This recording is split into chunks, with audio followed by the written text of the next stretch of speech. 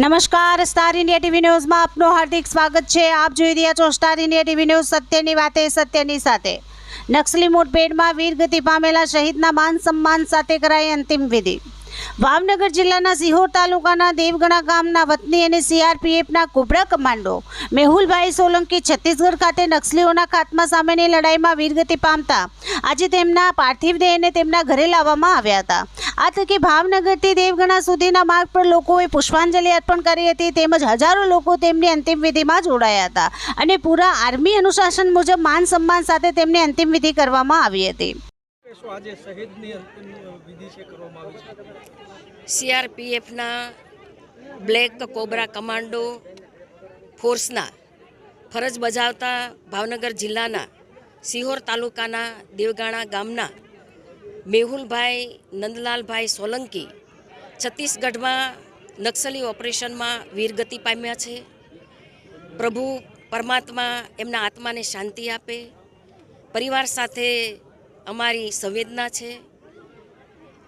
સમગ્ર દેશને વીર શહીદ મેહુલભાઈ સોલંકી પર એની વીરતા અને શૌર્ય પર ગર્વ છે।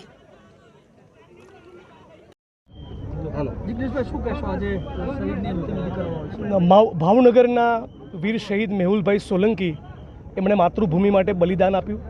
એમના બલિદાનને, એમની વીરતાને, એમના સાહસને, એમની શહાદતને હું સલામ કરું છું, વંદન કરું છું। સમગ્ર ભાવનગર, ગુજરાત અને આખી ભારત ભૂમિને મેહુલભાઈ માટે અને આવા શહીદો માટે ખૂબ ગૌરવ છે। આખું ગુજરાત અને દેશ માતૃભૂમિ માટે છાતી પર ગોળી ખાવાની તૈયારી સાથે જે જવાનો સરહદ ઉપર લડે છે, વધુને વધુ એનું સન્માન કરે, એ જ હું આજે સમગ્ર ગુજરાત અને દેશને અપીલ કરું છું। ફરી એકવાર પરિવારજનોને મારી શ્રદ્ધાંજલિ પાઠવું છું।